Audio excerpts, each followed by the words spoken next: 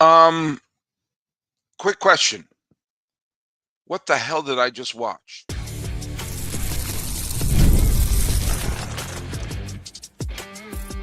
You are Locked On MLB, your daily MLB podcast. Part of the Locked On Podcast Network, your team every day. Hello, baseball fans, and welcome to Locked On MLB, part of the Locked On Podcast Network, where it's your team every day. This is the daily podcast. We talk about all of Major League Baseball. I'm your host, Paul Francis Sullivan. Please call me Sully. Today's episode is brought to you by our good friends over at Game Time. Download the Game Time app, create an account, and use the code LOCKEDONMLB for $20 off of your first purchase. Follow us at Locked On MLB Pods on Twitter, or whatever they're calling it these days, and on Instagram. I am your pal Sully. I'm at Sully Baseball Podcast on Instagram. But the best way to get a hold of me is right here on the YouTube page. I read all the comments, even the nasty ones.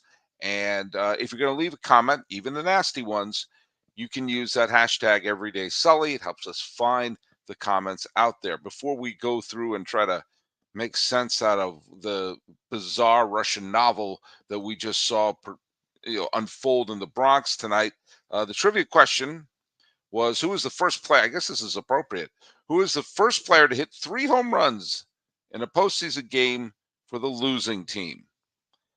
Stephen Colatrella, who is an everyday Sully listener, Stephen Colatrella, 3257, said Lenny Dykstra in the 1993 World Series. That is a phenomenal guess.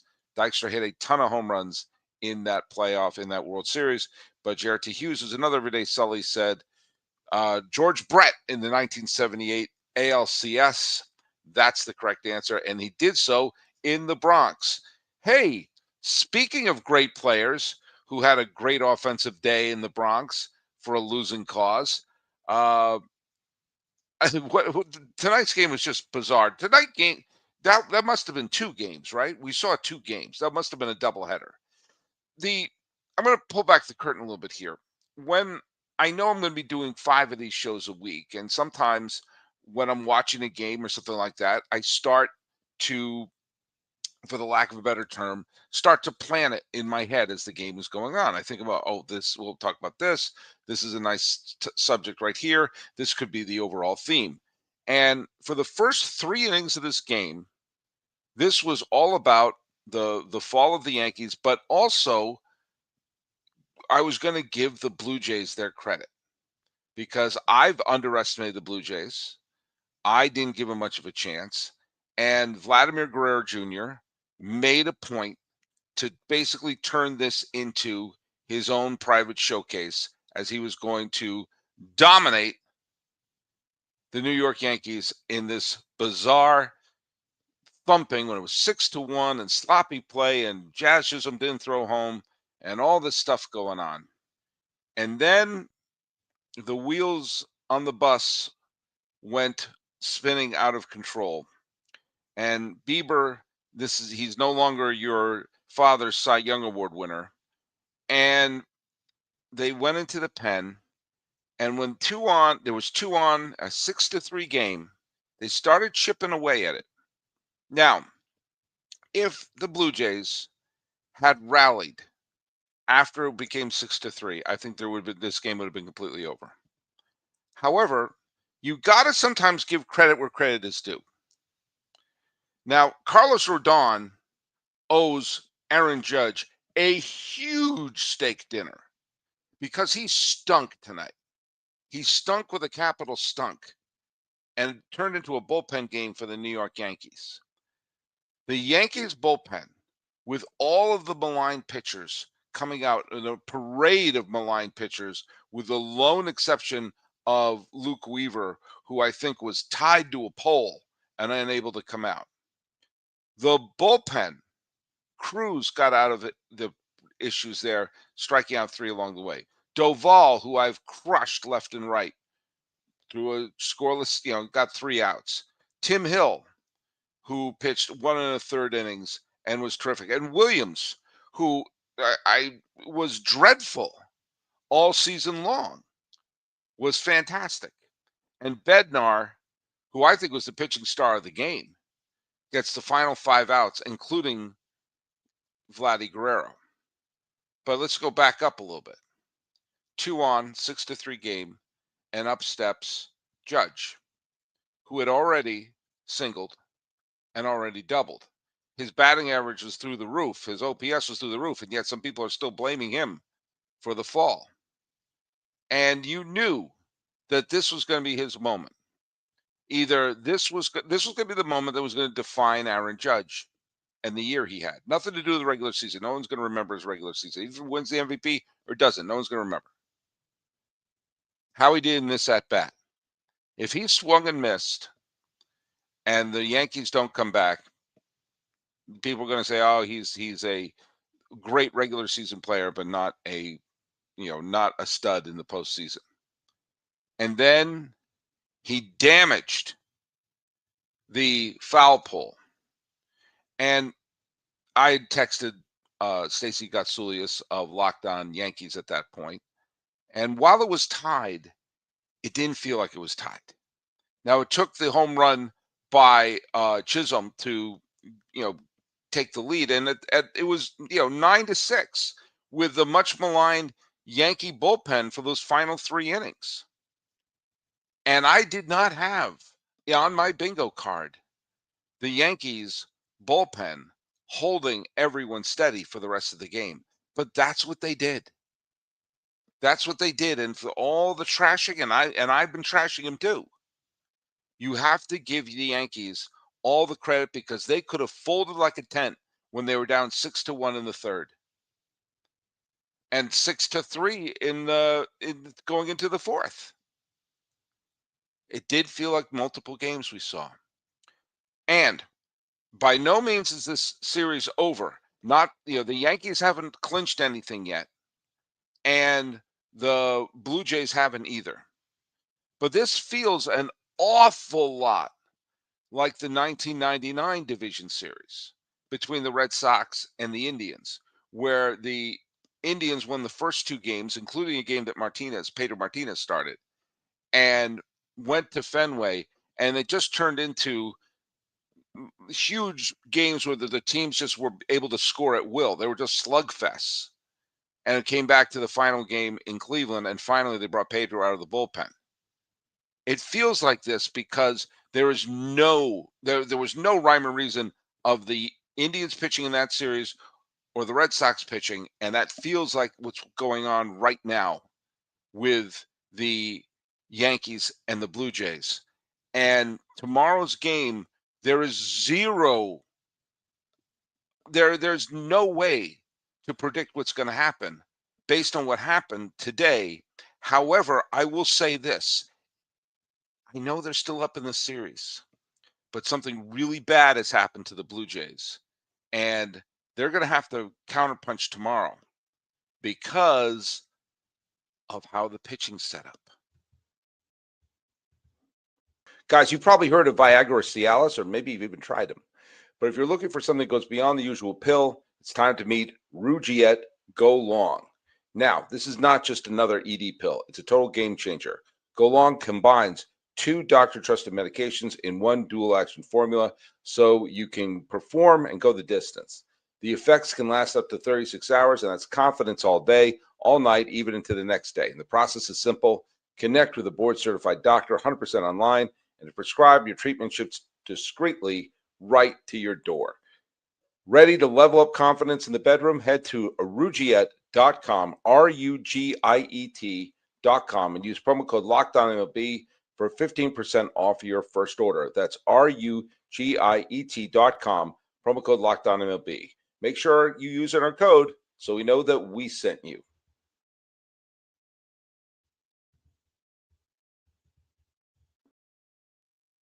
I'm just going to say this.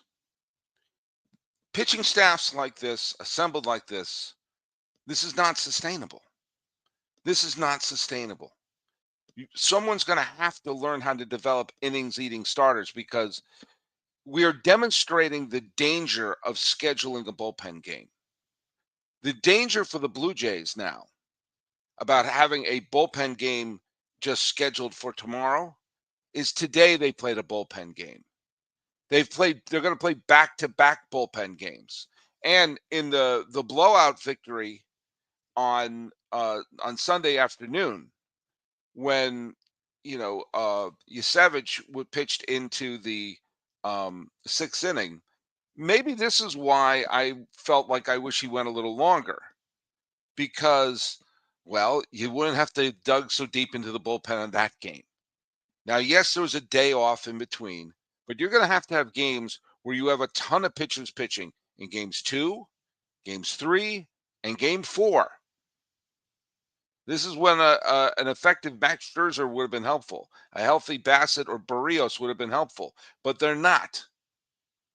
But now you had planned to have a bullpen game, but you stumbled into one today. And the bullpen did not do their job today, not by any stretch of the imagination. And the reason why this is not sustainable is the fact that you cannot, it worked for the Yankees. They did a parade of relievers and everyone did their job. And that was startling when that happened. Today, the Blue Jays did the same thing, and their relievers didn't do the job. Rodriguez and Nance did. They kept them off the board for the final, the final, I guess it was 6 or 7 outs. Fine. But you're going to now have back-to-back bullpen games. Now, I can't criticize Toronto's offense. Do you know why? They scored 6 runs. They scored 6 freaking runs. 6 runs should be enough to win a GD baseball game. You have an ERA of 5, that's bad. If the pitching today, if the bullpen today was mediocre, they're winning this game. But now they're asking a bullpen that gave them tons of problems over the last bunch of months. You're asking them to come in big time for them. Now, I will say this. Obviously, there's one big, huge exception about today's game. They didn't have to use Hoffman. They didn't have to use Sir Anthony Dominguez. And they didn't have to use Eric Lauer. So if I'm Schneider and I want to end this rumor, I'm not. I come up to Hoffman, I come up to Dominguez, and I come up to Lauer, and I say, I need 2 innings from each of you. I need 2 freaking innings from each of you, because we can't, the Blue Jays can't have another game where there's like 6 or 7 people all going at the same time. And on the other hand, you have the Yankees. Now, the legend of Cam Schlittler could absolutely skyrocket. If he pitches well today, then this young man will have stared down the Red Sox in a do-or-die game. And if he wins tomorrow, he will have stared down the Blue Jays in a potential elimination game. But you're asking a lot from him. Hell, they couldn't get anything out of Max Fried. But I'm going to talk about this a lot in the offseason. But a little preview of something I'm going to talk about, and that is the next big revolution in sports is going back to developing innings-eating pitchers, developing pitchers who aren't necessarily flamethrowers, developing pitchers who are going to pitch to the defense, who aren't throwing 150 pitches over, throwing, it would have to be 150 pitches to get a complete game, because the team that starts to develop pitchers who can go 6 or 7 or 8 innings regularly are going to avoid this situation. This is not sustainable. This is not sustainable. Blow off your steam. You're wrong. Defensive mistakes didn't help. I don't know what that means, but thank you, James Bond 99. The Blue Jays the Blue Jays defense was bad and opened up the door. That's true. That's true. I did blow off your steam. Okay, I mean, I'm not blowing off steam. I'm just saying the facts. I'm saying the facts. Oh, by the way, Jeremy Downing says, nice Pilot shirt. I hope to see you again when the Brewers and the Mariners face off in the World Series. That would be interesting. That would be interesting. However, the Yankees could very well win this game tomorrow, and so can the Blue Jays. Schiller could regress from a masterpiece. and it could turn into a slugfest. And all those Yankee relievers who pitched yesterday, or on today's game, where everyone did their job, well, maybe one or two won't. We will see. We will see. Oh, by the way, little known fact, and I just found this out. There was also another game played, and the other game was played in Detroit between the Mariners and the Tigers. And you saw the Seattle Mariners had a fella named Logan Gilbert. And Logan Gilbert is a good pitcher. He is he does his job. Is he a Cy Young contender? No, he's not. He's a good, gritty pitcher. And today he took the goody and the gritty, and he gave the Mariners exactly what they needed, which was 6 quality innings, 1 run, 7 strikeouts, did not walk a batter. Gilbert only threw 85 pitches, but by the time he came out, the Mariners had a decent lead. Brash and Bizzardo did their job. Ferguson was awful, but by that point, it was 8-1. Now, they had to use Munoz, and I'm sure Wilson didn't want to use Munoz in this game, but they had to get it because they had to win this game. And then 8-1 game became an 8-4 game, and you could see it starting to unravel. So Munoz put the kibosh down. But once again, they got contributions. Suarez, who had been terrible so far, he wound up hitting a big home run. Crawford, he was the player of the game. He got on base 3 times. He got a home run. And Raleigh wound up getting a home run as well, his first of the postseason, as he got on base 3 times and driving in 3. And the Tigers, their offense just didn't give them anything until Ferguson basically was walking the darn place. There was an 8-1 game.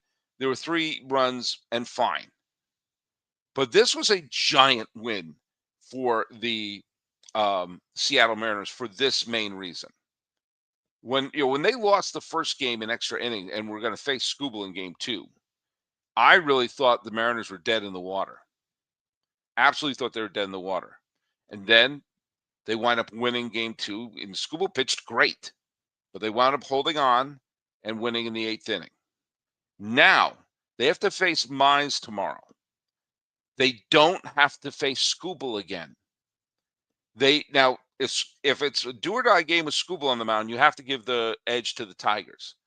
But Miller, who did not have a good season this year for Seattle, is going up against Mize. But if the Mariners can hold on and top Mize, do you know what? They can avoid Skubal and find themselves in the ALCS for the first time since 2001. And the thing that made it work is the fact that Gilbert pitched well. He gave him 6 strong innings. And it looked like it was going to be a laugher. They didn't have to use Munoz, and they did. But Munoz is probably still going to be able to pitch tomorrow, because if I were the Mariners, I would be treating this as the must-win game, because you want to avoid Skubal. You absolutely want to avoid Skubal. And I'll tell you, if you're the Mariners, what you also want to do. You want to win tomorrow, avoid Skubal, and hope the Yankees win later in that day. So those 2 teams will have burnt their ace and burnt their bullpen.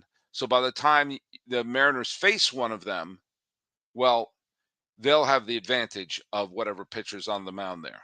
Now, as for the Tigers, they're at home. The pitching matchup, at least on paper, favors Detroit. Now, of course, the pitching matchup the other day, where it was Fried versus Yusevich, well, that of course favored the Yankees, and we all know how well that turned out. But Casey Mize is being asked to save the Detroit Tigers season. He only gave them 3 innings in the series against Cleveland. But he pitched very well against Boston on the 26th of September, and he pitched pretty well in his last bunch of starts. I'm not the 3-inning start that he had against Cleveland, which turned out to be a 6-1 loss, but those starts against Boston, against Atlanta, against Cleveland, and against New York, where he was a starting pitcher when the Tigers absolutely throttled the Yankees 12-2. He struck out 8 without walking any. His last 4 starts have been pretty good. not counting the 3-inning start for against Cleveland. And that one, he threw 62 pitches in 3 innings, but he only let up 1 hit, and that was a homer. I don't understand pulling pitchers like that, but I don't know. I don't make the big bucks. If he pitches a decent game, and I mean, if he pitches a decent game and the Tigers are able to jump all over Miller, then the Tigers are in complete control, which is why tomorrow's game for Seattle has to be treated as a must-win game. Absolutely.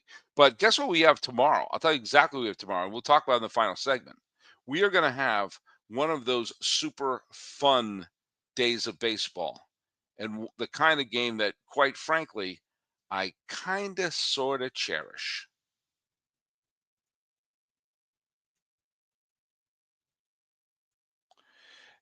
You know, I'm not supposed to be rooting for one team or another, but I can't claim 100%. Oh, what's the word I'm looking for? Um, Impartiality, because there is a matchup that I'm rooting for. I'm rooting to see if the Brewers can play the Dodgers in the National League Championship Series. Why? Because I get to go to the NLCS if it's on that Friday in LA. And how did I get the tickets? I got them through Game Time. And you know what it is? It's the app that gives the advantage back to the fans. Game Time is fast and easy, and backed by the Game Time guarantee, you will always get 100% authentic tickets delivered on time and at the best price. Plus, all fees are included, so the price you see is the price you pay. And you know what? I use it to buy those tickets for the second NLCS game at Dodger Stadium, and it couldn't be any simpler. I see the exact seat that I'm sitting in. Okay, I'm not sitting, next to Mary Hart and Rob Lowe up front, but I got a good seat, and all the fees are included. I know the total up front, no surprise fees, and I got the zone deals. That's how I got my seat. I said, "This is the section I like to sit in. Go find me the best seat," and they did. And I saved big, honestly. Getting playoff tickets, it's faster, it's cheaper, it's less stressful than the other ways I've bought playoff tickets in the past. So what you should do is you should download the Game Time app, create an account, and use code LOCKEDONMLB for $20 off your first purchase. Terms apply. Again, that's promo code LOCKEDONMLB for $20 off. Swipe, tap, ticket, go. Download Game Time. When should you do it? Do you know what? Do it today. So we are going to have a day tomorrow. Good luck for me getting any work done. We're going to have a day tomorrow where we have 4 playoff games, and all 4 can be elimination games. 4 potential elimination games in one day. You have the Mariners and the Tigers. I mentioned that before. Miller is pitching. Now, it's funny. Like you're handing the car keys over to Miller and against Mize, who's pitched pretty well, but you don't know what's going to happen. You don't know if the Mariners and their bats are just going to jump all over them. That could very well happen, but you don't know what you're going to get with Bryce Miller because he's had some very good games. And down the stretch, he pitched well against Colorado and the Royals and the Angels, but the Dodgers thumped them. So, I mean, you don't know what you're going to get. But if the Mariners win that, off they go. If they don't, then we're going to have a do or die game involving Tarik Skubal. File that under yikes. Then Quinn Priester gets the ball. Jameson Taillon gets the ball. The Brewers could sweep the Cubs. They could.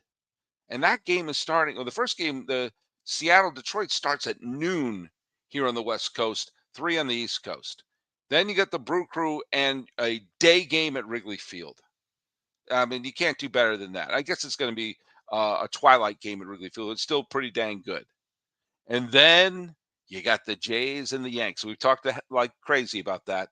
And Cam Schlittler wants to build his legend, and the Blue Jays want to say, "I'm out. Let's go. Come on." And then after that, the Phillies, the team that I picked to win the World Series at the beginning of the year, and the team that I picked to win the World Series at the beginning of the playoffs, are staring down elimination, not only elimination, but being swept by the defending champs. And Yamamoto is on the mound. And Aaron Nola is on the mound for for Philadelphia. And on paper, this is a horrific mismatch because Yamamoto is a tremendous talent. He is a legitimate all-star pitcher, and Aaron Nola has finished with an ERA of 6.01. Your hand. This is when you needed Zach Wheeler. That being said, remember his last game? He pitched 8 innings and struck out 9. And the game before that, he pitched into the 6th inning, and then he pitched badly against the Royals but he also pitched brilliantly against the Mets in September, where he threw 6 shutout innings. So yes, he's had some bad outings, but he's also had in the last 3 of his last 4 outings were pretty good, and 2 of them were really good. And Aaron Nola, over the last bunch of years, has been an all-star caliber pitcher. And you're not asking him to outpitch Yamamoto over 162 games. You want him to pitch better than him for 1 game. It can happen. This is going to be such an amazing day of baseball. I can't even, I'm trembling. I'm absolutely trembling. I can't wait to see it happen. And if today's Yankee Blue Jay miniseries, I binge watched this game. If this miniseries was any indication of what we may have for tomorrow, oh man, every day waking up, it's Christmas morning. Absolutely. So let's have fun. Let's go watch it. And by the way, thanks so much for making Locked On MLB your first listen. For your second listen, what you should do is keep it right here for the all-night Locked On MLB game night, every game, every night until a World Series champion is crowned. Watch it be the Yankees. Get local analysis on a national scale. Find MLB Game Night on Locked On MLB on YouTube, wherever you listen to your podcasts. And the trivia question for today, on this day, which I'm recording this on the 7th day of October, on this day in 1986, what Angels right-hander outpitched Roger Clemens in Game 1 of the ALCS? I'm bringing that up because that particular game was looked upon as a mismatch. And you know what? On paper, it looked like Clemens was going to beat everyone, and then this right-hander showed up. Hey, let's get a little wisdom before we go anywhere from Jeremy Downing, who's an everyday Sully listener, who says, Seattle needs 2024. Bryce Miller controlled the zone with a sub-3 ERA and 31 starts. If he stays ahead of the count, he is more than capable of having a good game against the Tigers. Absolutely. Absolutely. He's a talented pitcher. His ERA very well may be deceptive. We're going to see. We're going to see. Hell, who had Yasevich over Fried the other day?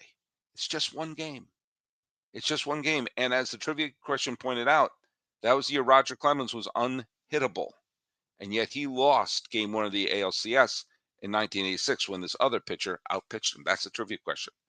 Talking about an epic game between the Blue Jays and the Yankees.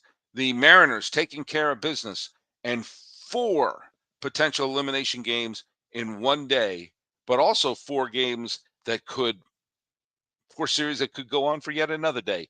Everything is glorious. It's October baseball. This has been Locked On MLB. I'm your host, Paul Francis Sullivan. Please call me Sully.